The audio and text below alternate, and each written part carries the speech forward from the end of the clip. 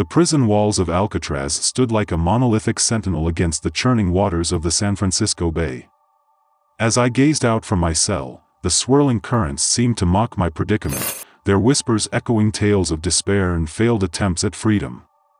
I had arrived here, like so many others, a hardened criminal in the eyes of the law, locked away in the inescapable fortress they called the Rock. The night air on Alcatraz Island was heavy with the salty scent of the San Francisco Bay.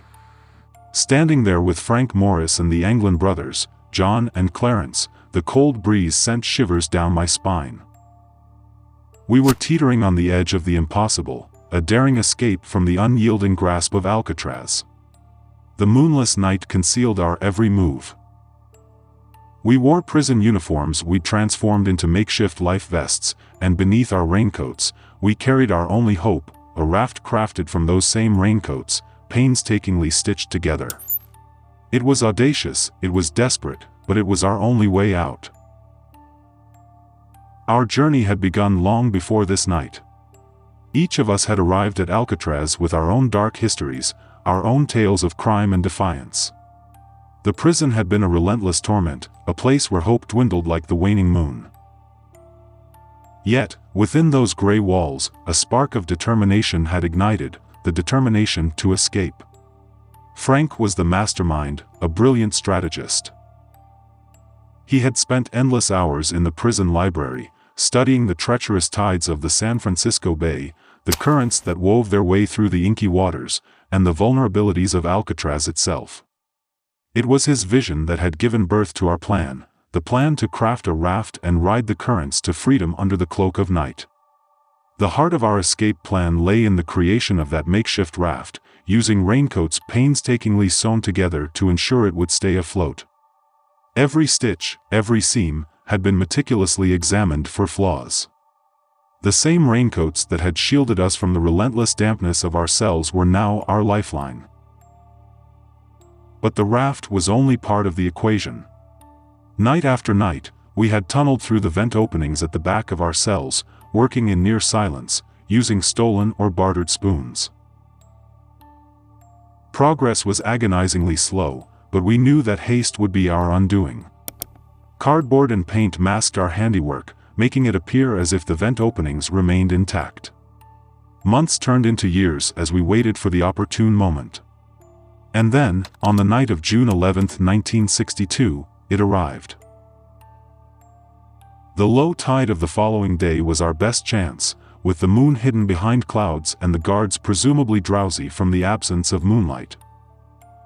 We squeezed one by one through the narrow tunnel, emerging in the utility corridor behind the cell block. We moved silently, slipping past the oblivious guards, until we reached the roof.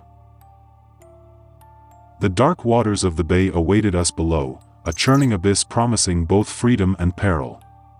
Our raincoat raft was launched into the icy waters, and one by one, we eased ourselves into the unforgiving embrace of the bay. The currents were fierce, and the water threatened to engulf us, but our calculations had to be precise. Clinging to our makeshift vessel, we cast off into the darkness, leaving Alcatraz behind in the distance. The ensuing hours were a maelstrom of emotions, exhilaration, fear, determination. The frigid water chilled us to the bone, and the raft danced on the capricious waves. As the prison faded from view, I couldn't help but wonder if this would be our last glimpse of Alcatraz. Hours seemed to blur into days as we clung to our fragile raft, battling the relentless currents of the San Francisco Bay. The biting cold gnawed at our strength, and fatigue weighed heavily upon us. Doubt crept in like a shadow, threatening to suffocate our resolve. Amidst the inky darkness, the prison we'd left behind was now a distant silhouette, but the shores of Marin County, our initial destination, remained agonizingly elusive. We wondered if our calculations had been awry, if our dream of liberty was, after all, a mirage. As exhaustion threatened to overcome us, a powerful sense of camaraderie emerged. We were in this together, bound by the audacious plan we'd hatched and the desperation that had fueled our escape. We whispered words of encouragement, sharing stories of our lives before Alcatraz, and dreams of what awaited us if we survived this harrowing journey.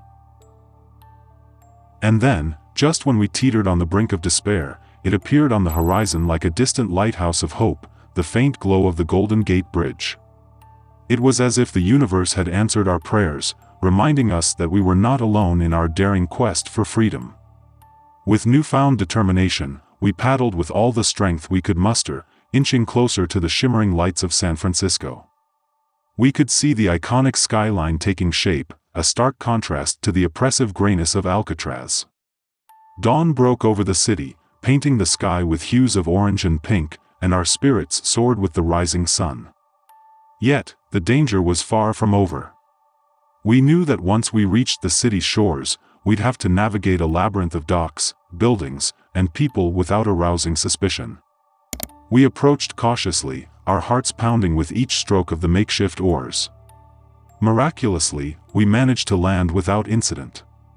We abandoned our raincoat raft, leaving it bobbing in the bay as a final act of defiance against the prison that had held us captive for so long. We blended into the city's hustle and bustle, shedding our prison uniforms for civilian clothing we'd carefully hidden.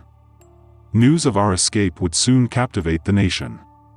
Newspapers would carry headlines proclaiming our audacious flight to freedom, and Alcatraz would forever be etched in history as the site of our daring prison break. But the question lingered, had we truly escaped the long arm of the law? In the years that followed, sightings and rumors would surface, some suggesting that we had perished in the treacherous waters of the bay, while others held on to the hope that we had successfully vanished, leaving our criminal pasts behind. The enigma of the Alcatraz escape endures, an unfinished story with mysteries that time has yet to fully unravel. The fate of Frank Morris and the Anglin brothers remains shrouded in uncertainty, a testament to the enduring allure of our audacious bid for freedom. For me, I've carried the secret of our escape like a heavy burden, a truth known to only a few. The passage of time has not dulled the memories, nor has it erased the unwavering bond that was forged that fateful night. Escape from Alcatraz was more than just a prison break, it was a testament to the unbreakable spirit of those who dare to defy the odds, to dream of liberty in the face of insurmountable challenges. Our names may have faded from the headlines, but the legend of Alcatraz lives on, a symbol of the enduring quest for freedom and the pursuit of dreams that transcend the darkest of circumstances. As long as the waters of San Francisco Bay continue to lap at the shores of Alcatraz, the mystery of our escape will remain, a riddle that defies easy answers and continues to captivate the imagination of all who hear it.